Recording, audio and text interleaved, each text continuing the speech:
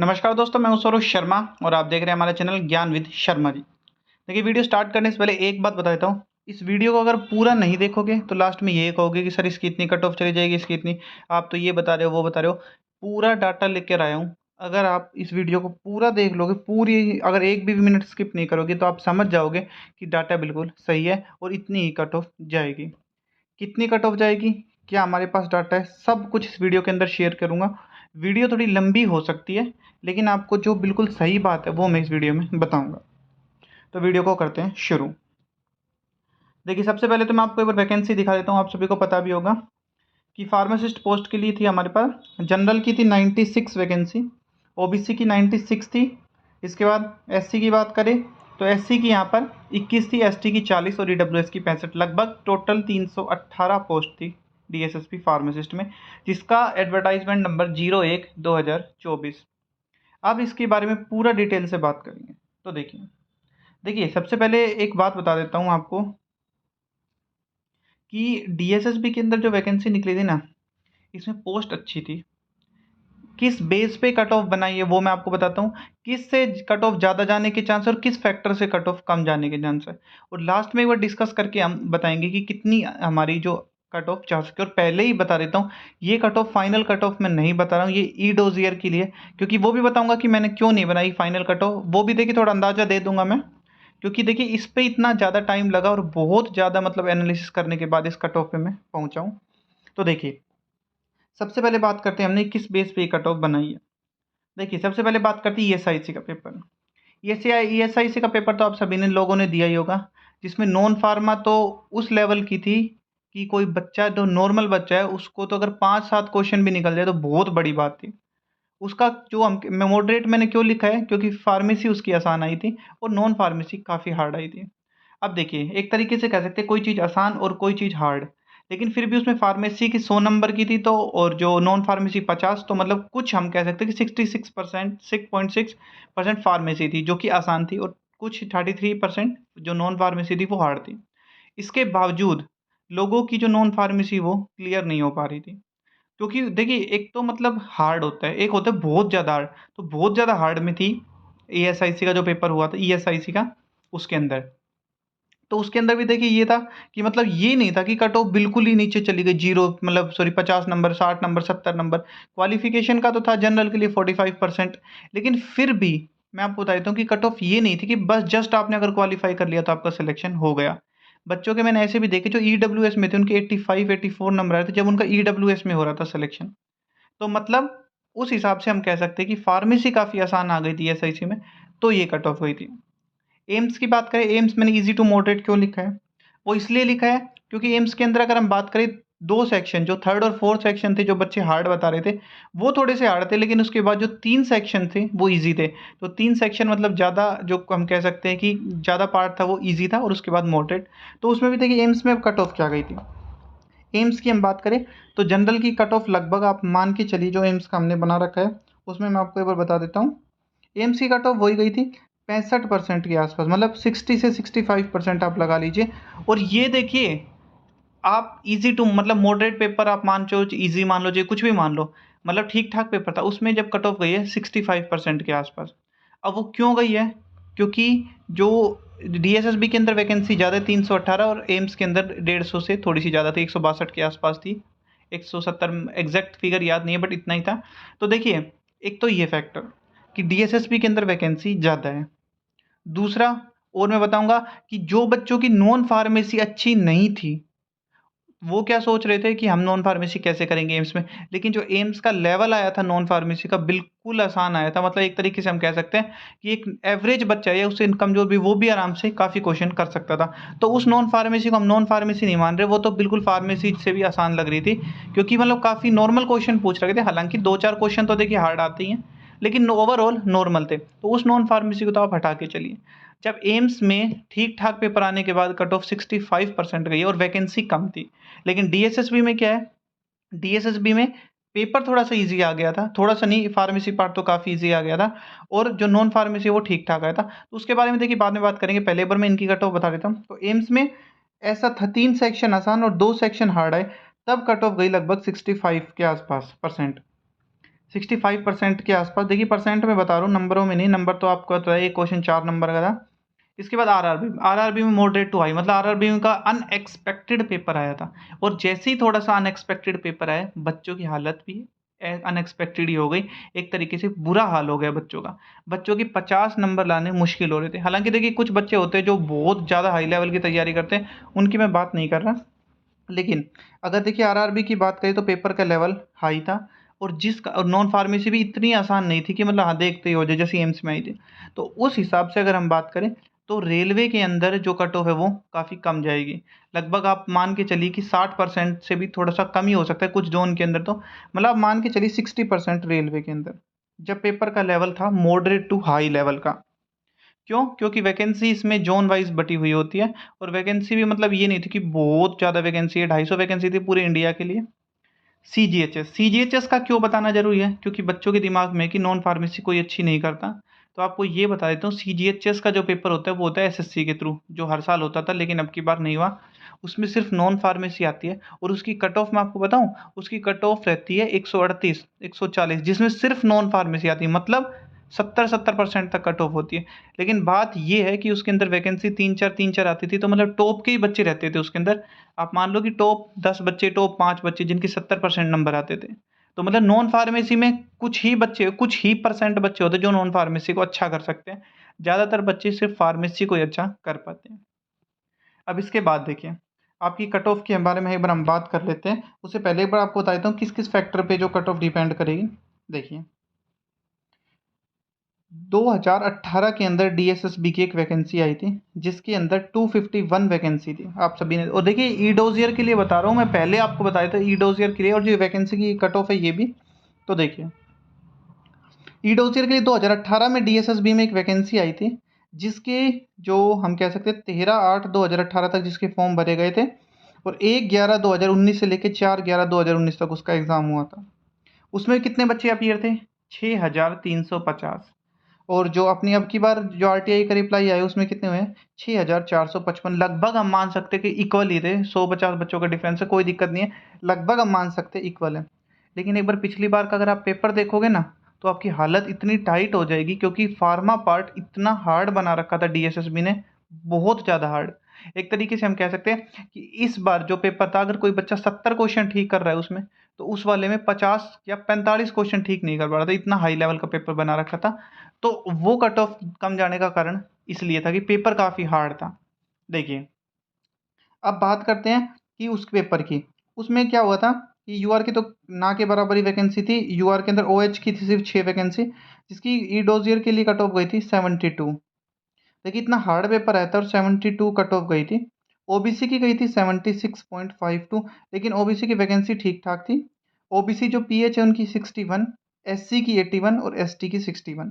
तो देखिए मान के चलिए आप कि 40 से 45%, 40% से 45%, क्योंकि 200 का आप 40% निकालोगे तो 80 बनेगा, तो 80 से भी कम।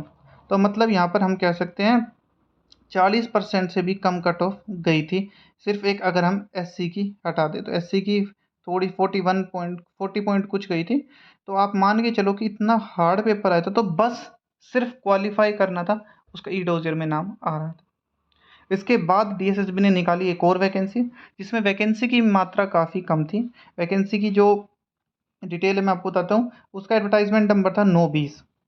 18/11/24 को उसका 21 को सॉरी 18/11/21 को उसका पेपर हुआ था। और देखिए पेपर के अंदर वैकेंसी जो निकाली थी मात्र 15 थी, जिसके अंदर जो ई डोजियर के लिए जब कट ऑफ निकली तो क्या थी कट ऑफ, देखिए मैं आपको बताता हूँ।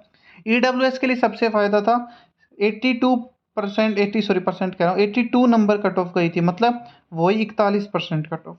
और ये देखिए ये मत सोचिए कि ये वाला ईडब्ल्यूएस का है कि भाई ये तो सिर्फ ई डोजियर के लिए, आगे फाइनल नहीं पता कितनी बड़ी होगी। ईडब्ल्यूएस में सिर्फ एक ही बच्चे का सिलेक्शन उन्होंने किया था ई डोजियर के लिए, मात्र एक बच्चे, और उसका सिलेक्शन तो होना ही था क्योंकि उसकी तो एक वैकेंसी थी। तो ईडब्ल्यूएस का 82 पर फाइनल सिलेक्शन हो गया था। यूआर की बात करें तो ई डोजियर के लिए गई थी 83%, 83 नंबर सॉरी। ओबीसी में बात करें तो 70 नंबर, मतलब सिर्फ क्वालिफाई अगर आपने कर लिया तो। एससी के अंदर जो है यहाँ पर 67 गई थी, और एसटी के अंदर 64। तो इसमें भी देखिए एक एक दो दो वैकेंसी थी, लेकिन बच्चे यहाँ पर ना एसटी के अंदर तो 2 ही बच्चे बुलाए थे, एससी के अंदर 10 बच्चे बुलाए थे 3 पोस्ट के लिए। जनरल में 17 बच्चे बुलाए थे 6 पोस्ट के लिए, 83 कट ऑफ गई थी। मतलब वही ओवरऑल मान लो कि आप 40% भी नहीं गई कट ऑफ, जनरल को हटा ले तो किसी की भी वही 35 से 40% के बीच में। क्योंकि आप सभी को पता है सिर्फ जनरली ऐसा है जिसको, और वो ईडब्ल्यूएस उनको 40% चाहिए, और सभी को 35 या 30% चाहिए होते हैं। जो ओबीसी वगैरह में होते हैं, SC ST, उन सभी का अलग अलग होता है, वो आप देख लेना। तो देखिए ये थी DSSP की बात।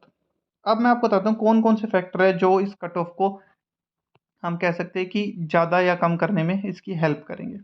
देखिए, सबसे पहले बात करते हैं कि जो हमारे पास है, ऑल इंडिया के स्टूडेंट्स एलिजिबल थे लेकिन उन्होंने फॉर्म नहीं भरा। क्यों? क्योंकि ज़्यादातर बच्चे ऐसे भी होते हैं जो साउथ साइड के होते हैं, जो नॉर्थ ईस्ट साइड के होते हैं, या फिर West Bengal, sorry north east में तो आ ही गए, जैसे वेस्ट बंगाल साइड भी होते हैं, मध्य प्रदेश के भी होते हैं, यूपी वगैरह। तो वो लोग हैं ना, जो उनमें भी काफ़ी इंटेलिजेंट बच्चे हैं, लेकिन वो हर बच्चों ने DSSP का फॉर्म नहीं भरा। क्यों?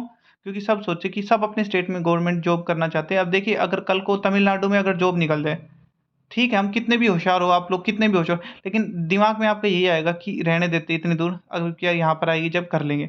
तो मतलब मैं ये नहीं कह रहा कि सभी बच्चे ऐसा सोचते हैं, लेकिन 100 में से अगर 10-15 भी टॉप पर बच्चे ऐसे सोच रहे हैं, तो आप मान के चलिए कि एक बहुत बड़ी बात है यहाँ पर कट ऑफ नीचे जाने में। दूसरी बात दूसरी बात ये है कि टाइम मैनेजमेंट ऐसा था, मैं खुद बता रहा हूँ, मैंने जो बच्चों से सुना है कि नॉन फार्मेसी में बच्चे ऐसे करते थे, सर हमने रीजनिंग में पहले 30-30, 35-35, 40-40 मिनट तक रीजनिंग में लगा दी थी, क्योंकि टाइम का पता नहीं चल रहा था। क्वेश्चन निकलते जा रहे थे तो बच्चे बच्चे सोच रहे थे हाँ हाँ ठीक है निकलने दो। लेकिन जब रीजनिंग का पार्ट हुआ तब बच्चों को पता चला कि 40 मिनट तो निकल चुकी है। इसके बाद मात्र 80 मिनट बची और 180 क्वेश्चन। देखिए दिमाग में तो प्रेशर वैसे इतना ज़्यादा हो जाता है जब ये समझ में आता है। इसके बाद मैथ में तो इतना बुरा हाल था कि बच्चों कह रहे थे, कोई कह रहा 3 क्वेश्चन कर पाए, कोई 5, कोई 7, कोई 9, कोई 10, कोई 12, बस। इससे ज़्यादा तो कोई था जो बच्चा कर पा रहा था। मैं ये नहीं कह रहा कि इससे ज़्यादा नहीं कर पा रहे थे, बच्चे कर रहे होंगे जो SSC वगैरह की तैयारी कर रहे हैं। लेकिन जो मेन बात है मैं वो आपको बता रहा हूँ। ठीक है। इसके बाद जो प्रेशर था टाइम का तो बहुत ही ज़्यादा था, और वो किस कारण था? सिर्फ और सिर्फ नॉन फार्मेसी की वजह से। क्योंकि देखिए बच्चे ये कह रहे हैं कि सिर्फ हम फार्मेसी बहुत आसान आई थी, हम मानते हैं फार्मेसी बहुत ईजी आई थी, लेकिन उसका मतलब आप ये मत समझिए कि आप गलती नहीं हुई होगी। जब चीज़ें आसान आ जाती है तब गलती के चांस उतने ही ज़्यादा बढ़ जाते हैं। क्योंकि जब डिफिकल्ट आता है तो हम सोच समझ के करते हैं, और ईजी में तो हम बस देखते ही क्वेश्चन पूरा नहीं पढ़ते, ठीक है टिक कर दिया। और यही सबसे बड़ी गलती होती है, हम लोग क्या सोचते हैं सही कर रहे हैं, लेकिन वो आंसर गलत हो जाता है। और इसका सबसे बड़ा कारण है टाइम का, क्योंकि ऐसे-ऐसे बच्चे थे जो कह रहे थे सर सिर्फ 20 मिनट बची थी, कोई कह रहा है सर 15 मिनट बची, 25 मिनट, 30 मिनट बची, सिर्फ 100 क्वेश्चन फार्मेसी के। और चाहे आप कितने भी होशियार हो, कितने भी इंटेलिजेंट हो, देखिए आपको 1 मिनट में 2 क्वेश्चन कर लोगे। ये तो नहीं है कि आप 1 मिनट में 10 क्वेश्चन कर दोगे, 10 मिनट में 100 ऐसा तो नहीं हो सकता, क्योंकि पढ़ना भी पड़ता है, ऑप्शन भी देखने पड़ते हैं, और इतनी जल्दबाजी नहीं होती। सेक्शन की वजह से काफ़ी बच्चों को दिक्कतों का सामना करना पड़ा। इसके बाद बस एक देखिए, पेपर की कट ऑफ ज़्यादा जाने के चांस क्या है, फैक्टर क्या है? सिर्फ एक फैक्टर है कि पेपर ईज़ी आया था फार्मेसी पार्ट। लेकिन नॉन फार्मेसी, मैं ये नहीं कह रहा नॉन फार्मेसी इतना हार्ड आया था कि कोई बच्चा कर ही नहीं सकता, लेकिन फार्मेसी वाले बच्चों के लिए नॉन फार्मेसी का पार्ट करना काफ़ी कठिन हो जाता है। तो इसलिए हम कह सकते हैं कि पेपर फार्मा पार्ट ईज़ी था, नॉन फार्मा हार्ड था। हार्ड मतलब मॉडरेट कह सकते हैं हम। इसके बाद ऐसे, और जो देखिए ई-डोज़र के बाद मैंने कट ऑफ क्यों नहीं बनाई, फाइनल ये भी बता देता हूँ। क्योंकि देखिए बहुत ज़्यादा भी फैक्टर्स हैं, मैं सोच रहा हूँ कि उसके ऊपर भी एक बार थोड़ा-सा करेंगे, उसके बाद बनाएँगे। क्योंकि कुछ बच्चे ऐसे हैं जिन्होंने एम्स में दिल्ली मिल गया, वो दिल्ली चले गए, वो अब क्यों बदलेंगे बिना बात, क्योंकि DSS में फिर अलग से रजिस्ट्रेशन कराना पड़ता है दिल्ली के अंदर, वो नहीं बदलेंगे। किसी बच्चों को ESIC मिल गया, वो नहीं बदलेंगे। और देखिए सबसे बड़ा फैक्टर है कि अगर आप लोगों ने एम्स का रिज़ल्ट देखा हो, या ESIC का तो खैर छोड़ो, एम्स का रिज़ल्ट देखा हो, तो उसमें ऐसे बच्चे थे, ये नहीं कि सिर्फ जो फर्स्ट नंबर पे है, सेकंड, थर्ड, फोर्थ सभी ने एम्स दिल्ली लिया। कुछ ऐसे भी बच्चे थे जिन्होंने वेस्ट बंगाल लिया, क्यों? क्योंकि वो वहीं के थे और वो टॉपर बच्चों में थे, ये नहीं कि वो नीचे थे। तो वो बच्चे तो अब एग्ज़ाम देने आएँगे ही नहीं। हालाँकि उन्होंने एग्ज़ाम तो दे दिया होगा, लेकिन ई-डोज़र के लिए नाम भी आ जाएगा, लेकिन उनके बाद वो डॉक्यूमेंट वगैरह नहीं है, वेरिफ़िकेशन करेंगे। इसलिए वहाँ पर कट ऑफ काफ़ी डिफरेंट, जो हम कह सकते हैं ज़्यादा नहीं बढ़ेगी, वो भी मैं आपको बता दूँगा। एक और वीडियो बनाएँगे उस, लेकिन पूरी डिटेल में एक बार फिर डिस्कस करेंगे। तो देखिए, ये हो गया इसका। इसके बाद एक पेपर हुआ था, आप सभी ने सुना होगा, SGPGI का। देखिए मैं ऐसी वीडियो नहीं बनाता कि कुछ भी बना दूँ,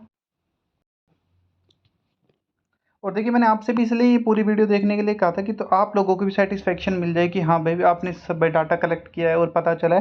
क्योंकि ऐसे ही देखिए मतलब कुछ भी वीडियो बना, कुछ भी बना दूंगा 2 मिनट में, हाँ ये कट ऑफ जाएगी 120 जाएगी 125, ऐसे नहीं होता है। कट ऑफ बनाना एक बहुत बड़ा काम होता है, लेकिन आज के यूट्यूबर्स पर ऐसा मतलब हाल हो रखा है, वो कोई भी पेपर हो उसी दिन, जबकि ये नहीं पता पेपर का लेवल क्या था, आंसर की आई नहीं आई, बस कट ऑफ बना दी व्यू के लिए। देखिए इसके बाद SGPGI का पेपर हुआ था, आप लोगों ने दिया भी होगा, उसका भी कुछ ऐसा ही था, पेपर इजी बताया गया था काफ़ी। और काफ़ी इजी पेपर आने के बाद भी टॉप 100 की बात करें तो 71 नंबर आए थे उस बच्चे के, जो टॉप 100 में था, मतलब एक तरीके से 71%, 70% आप लगा लो। लेकिन देखिए ई-डोजियर के लिए DSSP में कितने बच्चे बुलाए जाएंगे, 200। तो 200 बच्चों तक उनकी कट ऑफ आ गई थी 65% से 67, मतलब 66% आप एक मोटा मोटी बात लगा लीजिए। लेकिन वो तब था पूरा पेपर इजी था, लेकिन हमारे पास नॉन फार्मेसी थी, टाइम था नहीं, बहुत बहुत फैक्टर हैं जो DSSP की कट ऑफ को हम कह सकते हैं अफेक्ट करेंगे। तो ये तो बात हो गई जो जो पेपर हुए थे। ई डोजियर की मैंने आपको बता ही दिया था, और जो ये भी बता दिया कि दूर दूर के बच्चे थे वो पेपर देने नहीं आए, क्योंकि उनका कहीं किसी का किसी कहीं सिलेक्शन हो गया था, कहीं का कहीं सिलेक्शन हो गया था। और देखिए अटेंडेंस तो आप सभी को पता ही है, मैंने आपको बता दिया था कि 17,500 के आसपास बच्चों ने फॉर्म भरा था, और बच्चे ही पेपर देने कितने आए थे, मात्र 6,455 बच्चे। जो RTI का वीडियो मैंने बना रखा है वो भी देख सकते हैं पीछे जाके, ठीक है। इसके बाद अब एक बार मैं आपको देखिए कैलकुलेट करके बता देता हूँ। देखिए हम कैलकुलेट करते हैं एक बार जनरल के अंदर कंपटीशन कितना है। जनरल के अंदर तो देखिए वैसे ही पूरा वो होता है कि जितने बच्चे वो है एग्ज़ाम दिए वो जनरल के लिए फाइट करेंगे। तो देखिए देखिए जनरल की अगर हम बात करें सबसे पहले, तो देखिए जनरल के अंदर जो है वो है हमारे पास 6,455, मतलब टोटल बच्चे होते हैं वो जनरल के लिए तो फाइट करती हैं। इसके बाद उनकी जो कट ऑफ देखिए 67 बच्चों में से एक बच्चे का सिलेक्शन होगा जनरल के अंदर, 67, मतलब टोटल जितने भी बच्चे थे अगर वो मतलब अच्छे नंबर लेके आते हैं तो 67 में से हर एक बच्चे का सिलेक्शन होगा जनरल कैटेगरी के अंदर। ये था सिर्फ जनरल कैटेगरी के अंदर। दूसरी अगर हम बात करें तो दूसरी देखिए EWS के अंदर, EWS के अंदर तो सिलेक्शन बहुत अच्छा रेट हम कह सकते हैं, 65 वैकेंसी थी, मात्र 5 पॉइंट, मतलब हर पाँचवें बच्चे का सिलेक्शन होगा। OBC में बात करें तो देखिए 1167 है, और यहाँ पर वैकेंसी काफ़ी अच्छी थी 96, तो 12 बच्चों में से एक बच्चे का सिलेक्शन होगा OBC में। SC की बात करें तो 1423 थी, और इसके अंदर वैकेंसी थी 21, तो मतलब वैकेंसी काफ़ी कम थी, तो 67 में से एक बच्चे का होगा। SC में भी कंपटीशन काफ़ी ज़्यादा है। इसके बाद अगर हम बात करें ST के अंदर सिलेक्शन बहुत अच्छा चांस मिलेगा इसमें भी आपको, मात्र 3.85, मतलब लगभग 4, हर चौथे बच्चे का सिलेक्शन होगा ST के अंदर। देखिए अब ये तो हो गया कि कितने बच्चों से मतलब कंपटीशन आपका कितना है। अब बात कर लेते हैं कि कट ऑफ क्या जाने के चांस है, तो मैं आपको बता देता हूँ एक बार। तो देखिए जनरल की अगर हम बात करें डोजियर के लिए, तो आप मान के चलिए 108, 108 में से प्लस या -2 आप मान के चलिए, मतलब 105 से अगर आप ऊपर हैं तो आपका ई डोजियर के लिए आराम से आने के पूरे पूरे चांस, क्योंकि 108 मैंने ऐसे बताया कि सेफ, मतलब इतना है तो आपका आराम से आ जाएगा, कोई दिक्कत वाली बात है ही नहीं। और देखिए फाइनल भी कुछ ज़्यादा नहीं बढ़ेगी, क्योंकि बीच में बहुत ज़्यादा वैकेंसी क्लियर हो गई है, जैसे कि अपना एम्स का क्लियर हो गया, इसमें बच्चे लग गए हैं, इसमें भी ठीक ठाक वैकेंसी थी। इसके बाद बात करें कुछ बच्चे अपने स्टेट के में भी लग गए होंगे, जैसे उड़ीसा वाले वगैरह, बिहार वाले अभी लग जाएंगे। इसके बाद कुछ बच्चे ऐसे हैं जो रेलवे में भी लग जाएंगे, क्योंकि रेलवे का रिजल्ट पहले आएगा DSSP से। तो इसके चलते ये तो मैंने आपको सेफ स्कोर बताया, इतना अगर आप कहते हो डोजियर में आराम से आ जाएगा, और फाइनल भी इससे कुछ ज़्यादा मतलब ये नहीं है कि 20-30 नंबर बढ़ जाएगी, वही 5-6 नंबर बढ़ेगी मुश्किल से। OBC की बात करूँ, OBC में 90 जाएगी, और देखिए 90 से आप मैंने आपको बता दिया प्लस या -2 आप मान के चलिए, क्योंकि देखिए OBC में अभी से पता है क्यों आपको ये लग रहा होगा नहीं सर आप OBC की तो बहुत कम बता रहे हो, और मैं तो कह रहा हूँ इससे भी कम जाएगी OBC की। क्यों? क्योंकि अभी तो ऐसे बहुत बच्चे निकलेंगे जिनका OBC का रिजेक्ट होगा, क्योंकि बहुत बच्चों ने ऐसे ही भर दिया कि हाँ दूसरे स्टेट से भर दिया, कोई बात नहीं ये कर, मतलब आधे से ज़्यादा बच्चों का पता नहीं। और आपको मैं बताई तो सिर्फ OBC ही ऐसा है जो दिल्ली का है तो OBC माना जाएगा, वरना और जो बाहर के स्टेट वाले OBC नहीं माने जाएंगे। हालांकि और सभी स्टेट जो कैटेगरी SC हो गई, ST हो गई, EWS हो गई, ये सभी कैटेगरी का इनको फ़ायदा मिलेगा रिजर्वेशन का, चाहे किसी भी स्टेट से हो। इसके बाद EWS की बात करें तो 96 के आसपास कट ऑफ जाएगी इसकी, ई डोजियर के लिए 96 से 98। और मैं आपको कह रहा हूँ आज आपको ये लग रहा होगा कि ये कट ऑफ आपने कम बता दिया ज़्यादा, आप जब रिजल्ट आई डोजियर के लिए तब ये वीडियो दोबारा देख लेना। एससी की बात करूँ तो 100, क्योंकि एससी के अंदर कंपटीशन बहुत ज़्यादा है, जनरल के बराबर कंपटीशन, मतलब वैसे कह सकते हैं सीट वाइज। एसटी की बात करें तो 85 से 87, क्योंकि बहुत कम कंपटीशन है और हर चौथे बच्चे का सिलेक्शन हो जाएगा एसटी के अंदर, क्योंकि बच्चों ने पेपर देने ही बहुत कम गए थे, 154 ही बच्चे मात्र गए थे। तो देखिए ये थी हमने जो पूरा एनालिसिस किया है, और आप देख लेना जब ई डोजियर का जो आए कट ऑफ आए, वो आप देख लेना लगभग इतनी ही जाएगी कट ऑफ। और देखिए हमने ये पूरा एनालिसिस किया है ताकि आप लोगों तक सही और जेन्युइन खबर पहुंचा पाए। तो आप सभी से भी एक निवेदन है कि आप हमारे चैनल को सब्सक्राइब जरूर कीजिए, शेयर जरूर कीजिए वीडियो को, ताकि आपको जो फार्मेसी की वैकेंसी, रिजल्ट, कट ऑफ वगैरह के बारे में डिटेल में और जेन्युइन खबरें मिलती रहे। धन्यवाद।